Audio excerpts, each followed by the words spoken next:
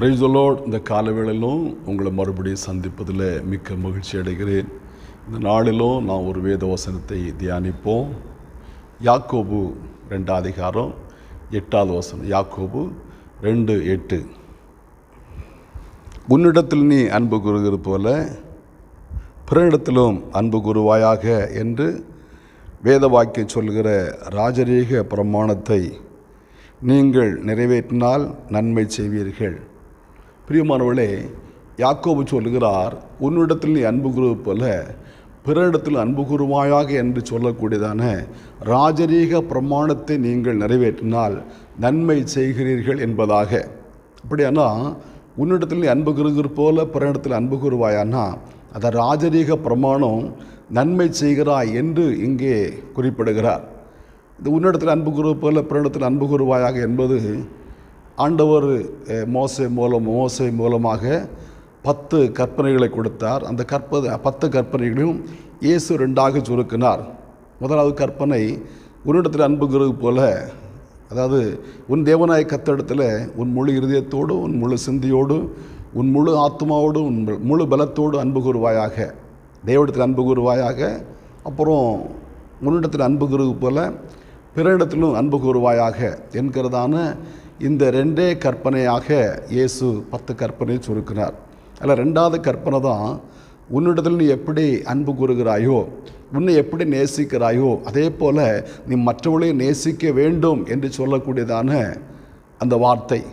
இன்றைக்கு நம்மை போல மற்றவர்களை நாம் நேசிக்கிறது மிக குறைவாக இருக்கிறது. மற்றவர்களை பொதுவாக நேசிக்கிறதும் குறைவாக இருக்கிறது. எவ்வளோ ஜனங்கள் எளிய ஜனங்கள் பசியோடு தாகத்தோடு இருக்கிறார்கள். அவர்களுக்கு நாம் எதுவும் செய்கிறதில்லை. ஆனால் கோயில்களை கொண்டு போய் லட்சமாய் போடுகிறார்கள், கோடியாய் உண்டியலில் போடுகிறாங்க.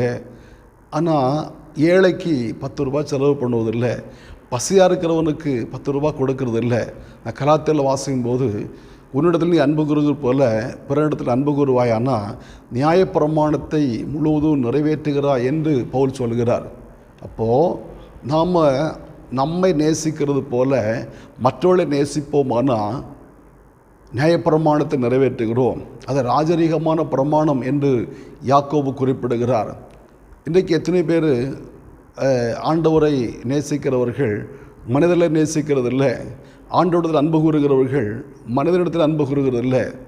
காண்கிற சகோதரத்தில் அன்பு கூறாதவன் காணாத தேவனிடத்தில் எப்படி அன்பு கூறுவான் என்று யோவான் தன்னுடைய நிருபத்தில் எழுதுகிறார். பிரியமானவர்களே, இன்றைக்கு நாம் எதையோ செய்ததாக சாதித்ததாக நினைக்கிறோம்.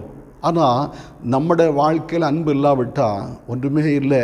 இயேசு சொல்கிறார், அன்பில்லாதவன் தேவனை அறியான். நம்முடைய வாழ்க்கையில் அன்பு இல்லாவிட்டால் நான் தேவனை அறியவில்லை. தேவன் அன்பாகவே இருக்கிறார். அன்பில்லாதவன் தேவனை அறியான். நம்முடைய வாழ்க்கையில் அன்பு இருக்குதா? நம்முடைய உடன் பிறந்த சகோதரர்களை நேசிக்கிறோமா? நம்முடைய அண்டை வீட்டுக்காரர்களோடு அன்பாக இருக்கிறோமா? பசியின்றி வருகிறவர்களுக்கு பசி ஆற்றி விடுகிறோமா? நன்மை செய்கிறோமா? நாம் நித்திய ஜீவனை அடைய பிரயாசப்படுகிறோம், பல்லோர் ராஜ்யத்துக்கு போக வேண்டும் என்று சொல்லக்கூடியதான அந்த எதிர்பார்ப்போடு கூட இருக்கிறோம். இன்றைக்கு இயேசு வந்தாலும் அவரை சந்திக்க ஆயத்தமாக இருக்கிறன்னு சொல்லுகிறோம்.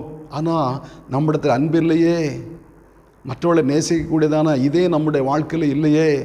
எப்படி நாம் மற்றவர்களை நேசிக்காமல் பல்லோர் ராஜ்யத்துக்கு போக முடியும்? எப்படி மற்றவரிடத்தில் அன்பு கூறாமல் தேவனை தரிசிக்க முடியும்? தேவன் அன்பாகவே இருக்கிறாரே.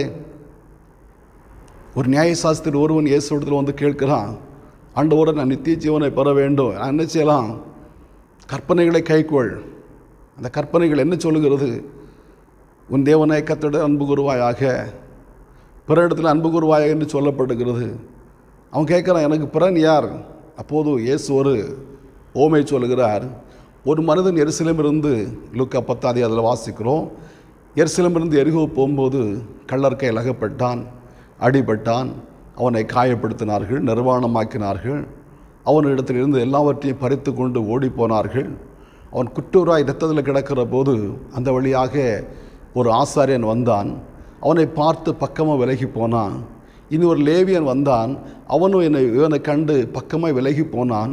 அதுக்கு பிற்பாடு சமாரியன் ஒருவன் பிரயாணமாய் வருகிற போது அவனை கண்டு மனதுருகி தன்னுடைய வாகனத்திலிருந்து கீழே இறங்கி காயப்பட்டு கிடக்கிறவனுடைய காயங்களை கட்டி அவனுக்கு திராட்சரசமும் எண்ணெயும் கொடுத்து எண்ணெயை அந்த காயங்களில் பூசி அவனை தன் சுய வாகனத்தின் மேலே ஏற்றி கொண்டு போனான்.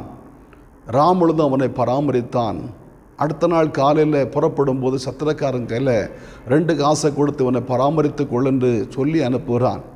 பாருங்க, இந்த சமாரியனுக்கும் காயப்பட்டு கிடக்கிறவனுக்கும் எந்த விதமான சொந்தமோ பழக்கமோ எந்த தொடர்புமே கிடையாது. சமாரியன் என்று சொல்லுகிறவன், நான் 2 ராஜாக்களை வாசிக்கிறோம். இஸ்ரவேல் ஜனங்கள் பாவம் செய்த போது அசீரிய ராஜா சமாரியா தேசத்தில் வந்து இங்கே இருக்கிறதான இஸ்ரவேல் ஜனங்களை சிறைபிடித்து அசீரியாவை கொண்டு போய்விட்டு அசீரியாவில் உள்ளதான ஜனங்களை இங்கே குடி ஏற்றினான் என்று நான் வாசிக்கிறோம். அப்படிப்பட்டதான ஜனங்கள் தான் இந்த சமாரிய ஸ்திரீ, இந்த சமாரியன், இவனெல்லாம் அந்நிய ஜாதியான், அவன் அசீரியன். ஆனால் அந்த அசீரியனுக்கும் இந்த அந்த இஸ்ரவேல் ஜனங்களுக்கு எந்த விதமான சம்பந்தம் இல்லை. சமாரிய ஸ்திரீ கூட கேட்குறா, நீர் யூதனாக இருக்க சமாரிய ஸ்திரீயாகி என்னிடத்து நீர் தண்ணீர் கேட்கலாமா அப்படின்னா இவங்களுக்குள்ள கொடுக்கல் வாங்கல் கூட இல்லை, அன்பு பரிமாற்றங்களுக்கு கூட இல்லை. அப்படி இருக்கும்போது ஒரு மனிதன் காயப்பட்டு கிடக்கிறான். அவனை கண்டு மனதுருகி தன்னுடைய வாகனத்தை விட்டு இறங்குகிறான். அவன் வழி பிரயாணமாய் வருகிறான் என்று இயேசு சொல்கிறார். இறங்கி கற்பனை பண்ணி பாருங்கள், குற்றூராய் கிடக்கிறான், காயப்பட்டு கிடக்கிறான். அவருடைய காயங்களை கட்ட வேண்டுமானா இவனுடைய வஸ்திரத்திலிருந்து தான் துணி கிழிக்க வேண்டும், கிழித்து அவருடைய காயத்தை கட்ட வேண்டும். அவனுக்கு திராட்சை ரசத்தை கொடுத்தான், எண்ணெயை அந்த காயங்களை பூசினான். அவன் நடந்து போகிறான். இந்த காயப்பட்டவனை தன்னுடைய சுய வாகனத்தின் மேலே ஏற்றி கொண்டு இந்த மனிதன் நடந்து போகிறான். நடந்து போய் ராத்திரியெல்லாம் அவனோட கூட நேரங்களை செலவழித்தான், இரவெல்லாம் அவனை பராமரித்தான் என்று நான் வாசிக்கிறோம். இதை சொல்லிவிட்டு இயேசு சொல்கிறார், இந்த 3 பேரில் காயப்பட்டவனு பிறன் யார்? அந்த மனிதன் நியாயசாஸ்திரி சொல்கிறான், யார் அவனுக்கு உதவி செய்தானோ அவன்தான் அவனுக்கு பிறனாக இருந்தான். பிரியமானவர்களே, இன்றைக்கு உதவி தேவைப்படுகிற எவ்வளவோ ஜனங்கள் நம்மை சுற்றி இருக்கிறார்கள். அவளை நம்ம நன்மை செய்கிறோமா? அவளை நன்மை செய்வோமானா அது ஆண்டவர் நன்மை செய்வது. ஏழைக்கு இறங்குறவன் கர்த்தருக்கு கடன் கொடுக்கிறான், அவன் கொடுத்ததை தேவன் அவனுக்கு திரும்ப கொடுப்பார் என்று வாசிக்கிறோம். இப்போ இன்றைக்கு நம் மற்றவர்களை நன்மை செய்வோமானா அதை ஆண்டவர் தம்முடைய கணக்கில் எழுதுகிறார். மத்தேயு 24 அதிகாரத்தில் வாசிக்கும்போது அங்கே வெள்ளாடுகளை செம்மறியாடுகளை மேய்ப்பனானோன் வெவ்வேறாக பிரிக்கிறது போல சகல ஜனங்களையும் அவருக்கு முன்பதாக வந்தார்கள், அவர்களை பிரித்தார் என்று வாசிக்கிறோம். வலுப்பக்கம் நிற்கிறவர்களை பார்த்து, நான் பசியாக இருந்தேன், எனக்கு சாப்பாடு கொடுத்தீங்க, தாகமாக இருந்தேன், தண்ணீர் கொடுத்தீங்க, வஸ்திரம் இல்லாதிருந்தேன், வஸ்திரம் கொடுத்தீங்க, தங்க வீடு இல்லாதிருந்தேன், என்னை சேர்த்து கொண்டீங்க என்று சொல்லும்போது, காவலிருந்து என்னை பார்க்க வந்தீர்கள் என்று சொல்லும்போது அவர்கள் கேட்கிறார்கள், ஆண்டவரே உம்மை காயப்பட்டவராகவும் பசி உள்ளவராகவும் தாகம் உள்ளவராகவும் தங்க வீடு இல்லாதவர்களாகவும் வஸ்திரம் இல்லாதவன் எங்கே கண்டோம்? இயேசு சொல்கிறார், இந்த சிறியவன் நீங்கள் எதை செய்தீர்களோ அதை எனக்கே செய்தீர்கள் என்று சொல்லி அவளுக்கு உரியதான அந்த பிரதிபலனை ஆண்டவர் கொடுக்கிறார். பாருங்க, உலகம் உண்டானது முதல் உங்களுக்கு ஆயத்தம் பண்ணப்பட்டதான நித்திய ராஜ்யத்தில் பிரவேசிங்கள். யாருக்கு? ஏழைக்கு இறங்குறவளுக்கு. தன்னிடத்தில் அன்பு கூறுகிற போல பிறனிடத்திலும் அன்பு கூறுகிறவனுக்கு உள்ளதான பிரதிபலன் உலகம் உண்டானது முதல் உங்களுக்காக ஆயத்தம் பண்ணப்பட்டிருக்கிற நித்திய ராஜ்யத்தில் பிரவேசியுங்கள் என்று. பிரியமானவர்களே, இந்த வார்த்தையை கேட்கிற உங்களுடைய வாழ்க்கையில் உங்களை சுற்றிலும் எத்தனை பேர் காயப்பட்டவளாக இருக்கிறாங்க.